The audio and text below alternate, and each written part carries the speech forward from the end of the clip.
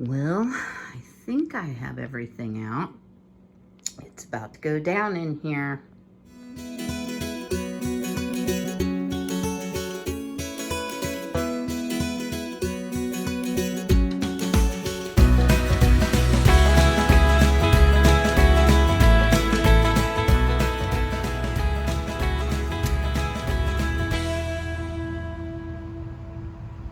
Welcome, YouTube friends and family, to today's edition of the Wellness Homesteader. Now, I promise y'all, I am not going to monopolize every video with soap making. However, I decided, because I am thankful for each and every one of you, I am going to share one of my proprietary recipes with you. Now, I always have to give the disclaimer. Y'all, I make no guarantees about this recipe. Do your own research, follow all safety precautions, blah, blah, blah, blah. But this is a recipe for charcoal facial soap. It's actually super simple. I think you all, even if you've never made soap before, could do this quite easily. And I want to share with you that this is made with essential oils and charcoal powder, body safe charcoal powder. So it has a lot of purifying properties, anti-infective type properties, some soothing properties to really help your skin. And I have made and used it for years. It took me quite a few recipes to come up with this, changing out ingredients, running it through soap, calc, etc. But before we get started, I had a comment, and I did drop the answer below the comment, but I didn't pin the comment. So I thought, you know what, I'll just share this, and I'll be sure and drop the link to my Amazon affiliate site. Someone had said that their family member was interested in making soap. What book would I recommend? So this is called Pure Soap Making, and it is by Anne Marie Faiola, and I'm probably butchering her name. So there you go. It goes through how to create nourishing natural skincare soaps. It goes through so many great recipes. And this is actually written by the Soap Queen, which I always drop the link to her website in the description box. So I do highly recommend this book. That is not where I got the recipe. This recipe was actually given to me by a fellow soap maker. Hi, Jody. That lives in Colorado. However, it was made with tallow, so I had difficulty getting the recipe adjusted for a more mature skin type, which I definitely fall into. So this is made a little bit different than our goat's milk soaps. So I want you to come along with me. We're gonna whip up a really nice batch of soap because I have an order for it. Stay tuned. So while we're getting started here, I get questions and I get emails privately, and I'm so glad y'all feel comfortable doing that.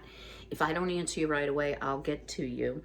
One question was, where did you find your safety glasses? Because they come around the sides. I'm so embarrassed to admit this. This is Zealand's, and guys, this is super old. These were my son's glasses in shop class. Ooh, I'm fogging them up here. And my son will be 38 in January. So I don't know if they still make them, but I will tell you, not only does it protect your whole eye, it protects from side splashes, which I think is really important. So when you should clean your glasses before you start. When you get ready to make a soap that you're going to be using distilled water, guys, do not use tap water, use distilled water. You are going to be producing a huge heat reaction, which I hope to show you. So safety is really paramount. So make sure your animals are not in the area, small children aren't underfoot, etc., etc. Protect yourself. Wear your gloves, wear long sleeves. Cover your feet and legs as well. I have an apron on just because this is one of my favorite sweatshirts. It says Mama Needs Coffee, and I would be sad if I ruined it, but you know, it was probably from Walmart, to be honest with you. It's not that valuable. But it's a little after 6:30 this morning. It is still dark here. I wanted to share with you all, I had put it in the community tab. We got snow yesterday for the first time, which is not early for us at all. In fact, we often get snows earlier, but we had horrible snow squalls, ice, and some accidents on the highway. I happened to be out yesterday. So I'm extremely grateful that things are better this morning. It looks like they've kind of taken care of some of the roads. I have my Azure pickup as the drop coordinator this evening at 7:15. Don't they know I'm in my pajamas by 7:15? And then I was thinking, you know what? If I wear a coat, nobody will know I have on pajamas, so I just might do that. But I was very concerned about my chickens as a new chicken mama, and they were like, we got this. So I will be going out once it's a little more daylight to get their what I'm sure is frozen water. I did not use the heater yet. I would like to try it during the day.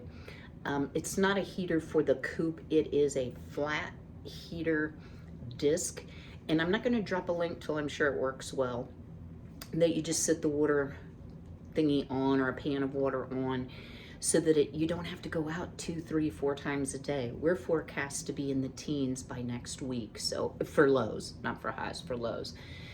So yeah, let's get started making some soap. All right. I still need to clean these glasses. So the first thing I'm going to do is I'm going to take a jug of distilled water.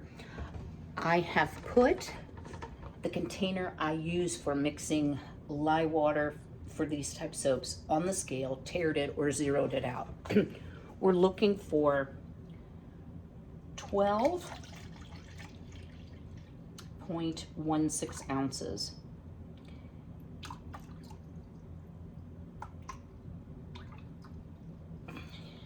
Which can be a challenge sometimes. So 12.15 is the most accurate my scale is going to measure. And you can dribble it in and out like yay. All right, and just a tip for you all, if you have a tendency to get lost in the recipes or you're worried about omitting something, I keep things on one side of my kitchen. I don't have the island anymore. I used to sit it on the island. So as I finish with an ingredient, I'm going to put it on the other side of the kitchen. Obviously, I know I've used water, right? So then I just have a Pyrex glass bowl that I bought at the Goodwill. I'm going to put it on the scale. I'm going to zero it out. And I am looking for 4.35 ounces of lye. Now, I buy my lye from the lye guy. And I've got a clump in here. Maybe I can pour around it. So you purchase online. He almost always has a special going where you can buy so many, get so much free. So 4.35 ounces.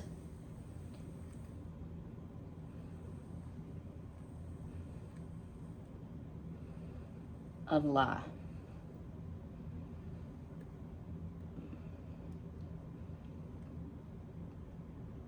There we go. Now, I just spilled lye granules.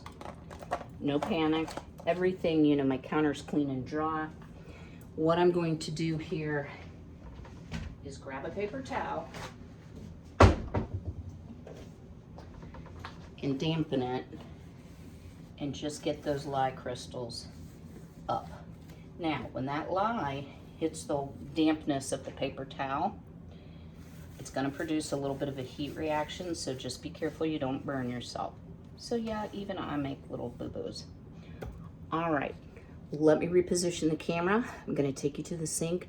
I'm going to show you how to mix lye and water and deal with the heat, smell, and chemical reaction. All right, so we're now inside the sink. That way, if we have a boil over, I don't have to worry about cleaning up a lye spill.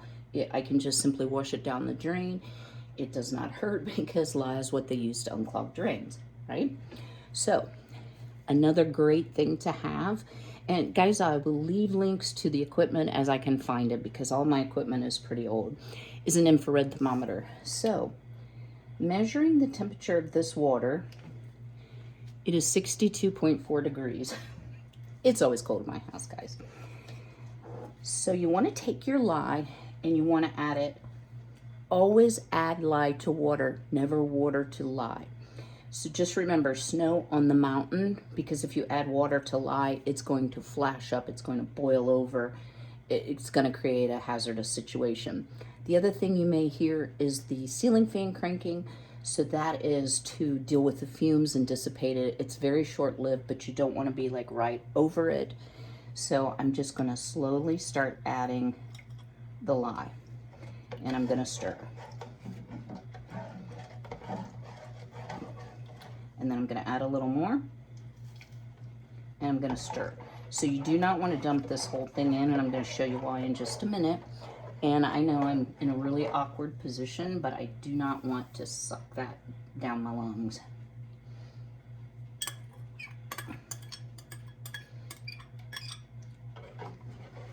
Now, I will rinse that in just a second. So, can you see the steam? I don't know if the camera will pick it up. It is now 180.3 degrees. Very, very hot. So, as part of this recipe, I am going to add real silk. This is called Tussa silk, and you just need a pinch. The company I purchased this from is no longer in business, and believe me, this has lasted years. So, what you want to do is just kind of spread it out, because that lye is actually going to dissolve the silk, and it's going to create a beautiful finish to our soap as far as your skin is concerned. Not looks, skin benefits. All right. So I'm just going to give this a stir here. Let's check a temp. We're at 177.1, so it's starting to cool. And I'm going to sit this aside. Again, if you have pets, small children, you're probably going to need to put it up in a cabinet and away. So let me reposition again. We'll start mixing our oils. Okay, we're back over to the scale. And this bowl came from either Dollar Tree or Dollar General. I think Dollar General. And I use them only for soap making. So you don't have, you can go to the Goodwill. You don't have to buy expensive tools and items, since you do need to use separately. So the first oil we're going to add is 10 ounces of coconut oil. And this time I remembered my scoop. I'm hoping that, wow, it's pretty hard, guys. I'm hoping I have enough, honestly, in this jar. But if not, I have more. Okay. Yeah, looks like I have just about enough. So again, coconut oil melts at 76 degrees, and yours probably won't be this hard if your home is a little bit warmer than mine is. I'm always too warm. I don't mind a nice cold house. Although I don't know what I'm going to do when it's in the teens, right? Okay. Oh, sorry guys, I'm on the struggle bus again. No, actually, I'm feeling much better today. Yeah, we're gonna have enough in this container.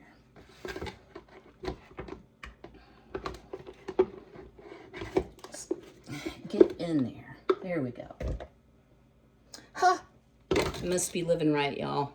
10 on the nose. Okay. So, my lid. And a wet cloth. And in case you all are wondering, you always see me use these gray microfiber cloths. I have a bunch of them, so it is not the only one. The scale that I use is called My Weigh, W-E-I-G-H, and it's a great scale. I've had it for a very, very long time. I've actually broken the door that protects the buttons, so that's why there's a hole in the on-off button.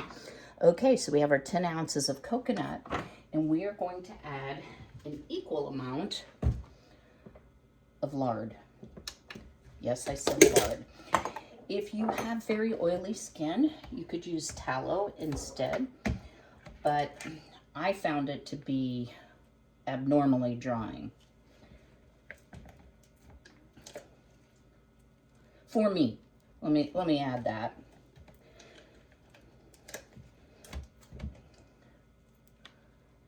So same thing, just you can measure it out into separate containers and then combine it. You can heat it in the microwave, you can heat it on the stove, either way. I often just use my microwave unless I'm making a 5-pound batch of soap, in which case I do use the stove. Okay, we're getting close here. Oh my word, I don't know if y'all can hear it. Frankie is snoring so loud. Bless his heart. Frankie does not like the cold. Okay, one more little dib and we'll be good here. Ah, 10 on the nose. So let me set the lard aside. And the next thing we're going to need is some avocado oil. Grab that.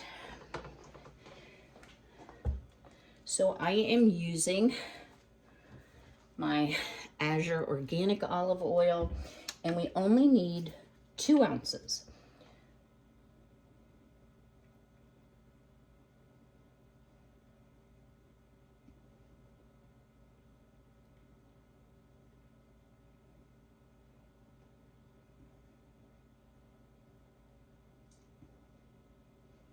Just a drip. Here we go. Next, we need some olive oil. Now, you can use either classic or extra virgin. I'm just going to use extra virgin because we're going to put charcoal in this, so it's not going to affect the color, because the extra virgin is much more yellow. So we need 8 ounces of olive oil.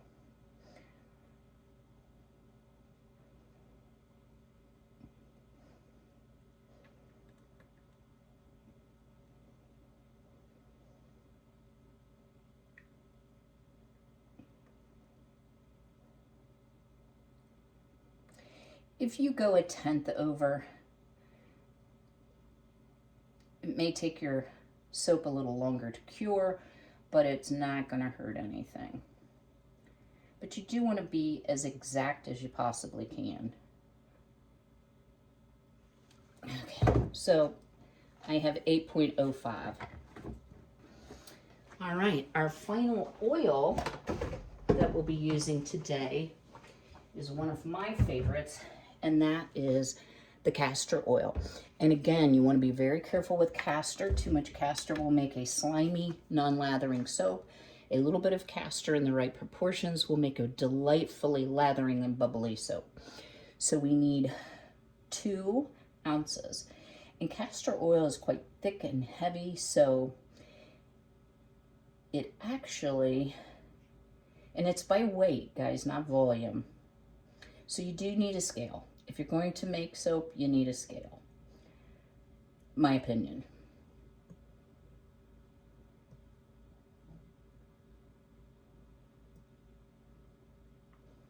All right, 2 ounces on the nose.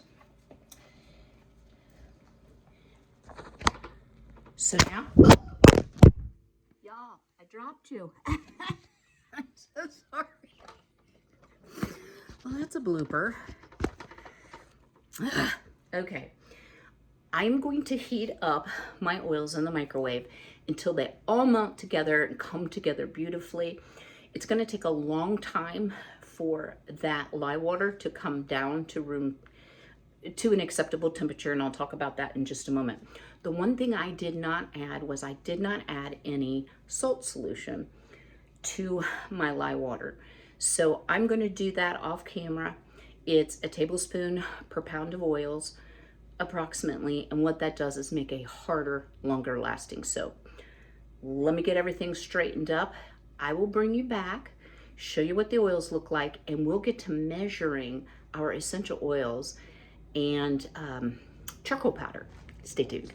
All right, to your melted oils, you want to add 1.5 tablespoons of Body Safe charcoal. So purchased from a reputable Bath and Body product type company like Brambleberry, Wholesale Supply Plus. And this is what your oils will look like. I just checked the temperature.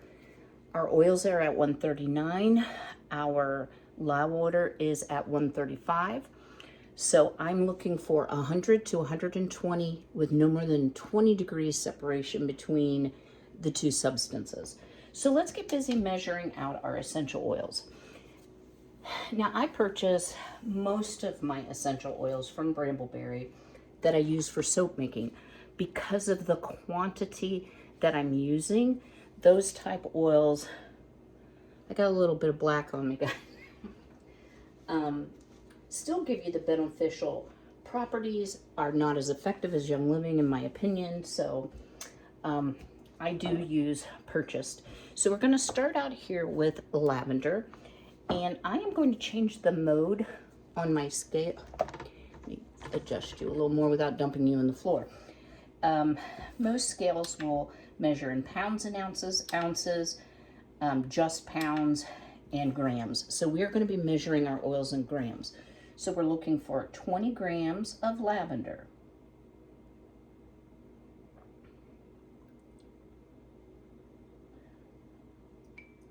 So lavender gives a nice scent to this soap.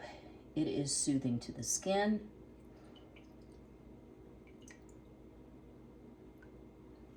And it's used in a lot of Bath and Body preparations, as I'm sure you know.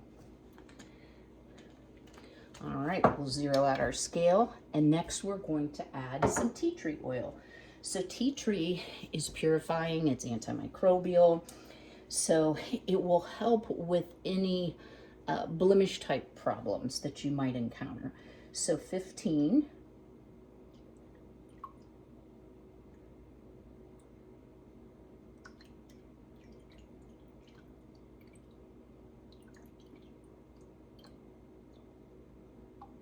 And tea tree has almost like a camphor smell to it, but when you get all these mixed together, the soap smells really good. It does not smell bad. Next, we're going to add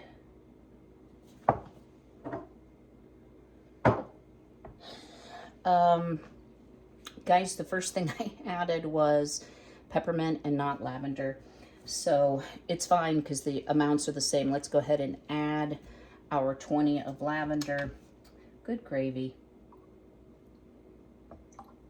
I wondered why it didn't smell much.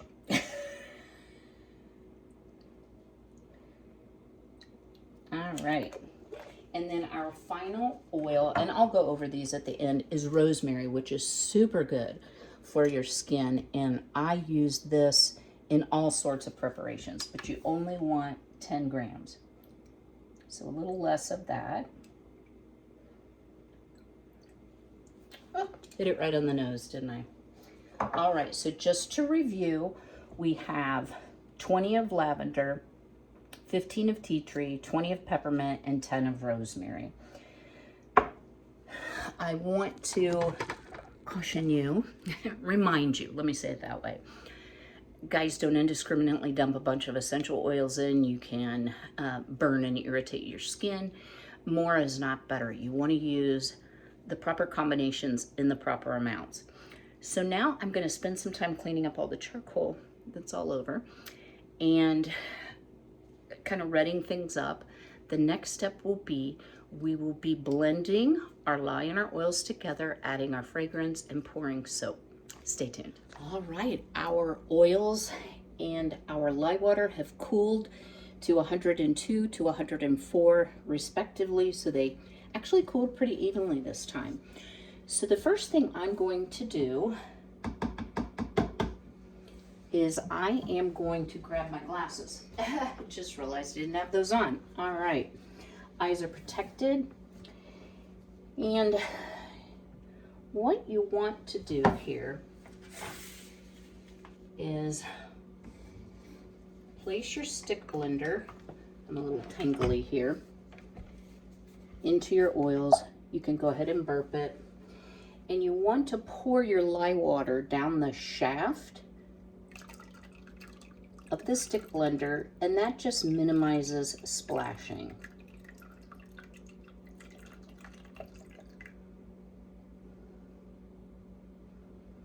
So we have those two combined. I will set that aside to be washed. And I'm first going to just stir them together a little bit before I actually start the stick blender.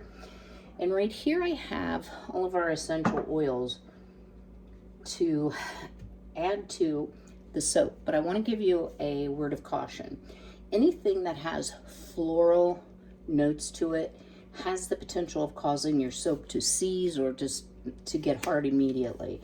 So I'm going to bring this to a very thin trace first before I add my oils. So here we go.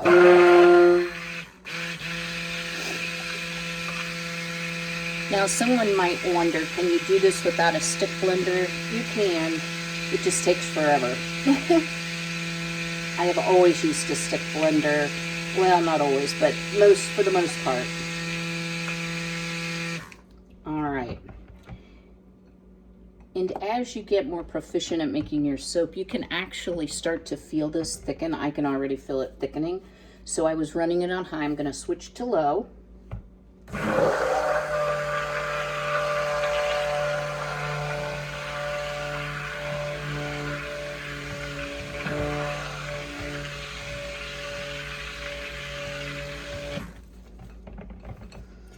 So see how it's heavily coating the stick blender.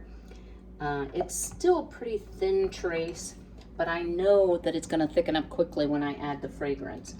So I already have my molds out, and I'm going to work quickly here. So I'm going to dump in all of my oils we pre-measured.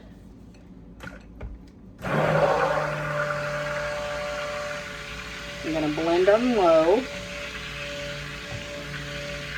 Woo, guys, that smells delicious.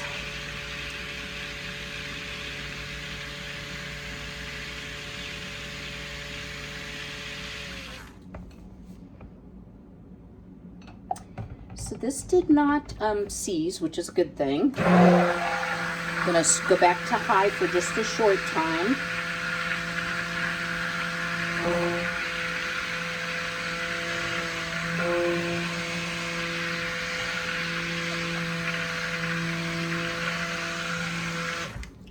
I can tell that that has gotten substantially thicker. I'm going to pull off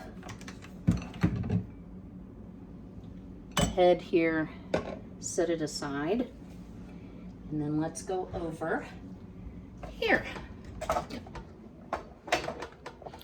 So what I've done is I've just taken a cheap cooling rack from Walmart. I have a whole bunch of them, and I've placed on there a silicone mold. And you just want to start filling. Now I have found for facial soaps, these individual bar molds really feel good in the hand and work well for lathering. So I will generally always make my charcoal facial soap in a, hoping you all can see. And we are starting to get thick. Oops, let's not get carried away, Cam. And these generally hold around 4 ounces. Depends on the mold. You can buy molds through a soap supply company. You can buy molds on Amazon. I will caution you, make sure you read carefully the description of the mold for the capacity. How many ounces does it hold? Some of the Asian molds are very tiny and you will be disappointed. All right, you probably can't see me, guys.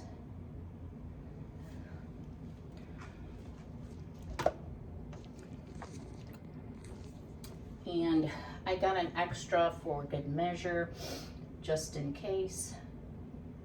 Always better to have too many molds out than to be scrambling while your soap is getting too thick. And then sometimes I will have, you know, like just a little bit left over. Oh, that actually is going to come out perfect. How about that? So this made about 15 of the individually molded soaps. Let me get all my gear off here.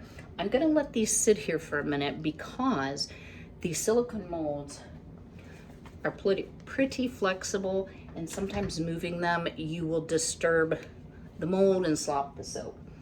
So let me get organized here. I'll be right back. If you've enjoyed today's video, drop me a comment below.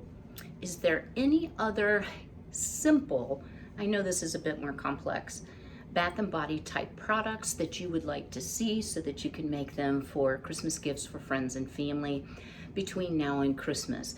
I have no plans to do any more soaping videos for the remainder of 2022, but that could change as far as Bath and Body products if I get a specific request, because I'm really here to serve you and to bring value to you. I'm hoping that our next video will be a brand new craft. It's super simple. It's something anybody can do. It's inexpensive, and it will be just in time for Christmas. You could use it as a gift, but I'm not going to give it away. So drop me that comment below. Don't forget to smash that like button. And until I see you again, be healthy, be well, be blessed, take care.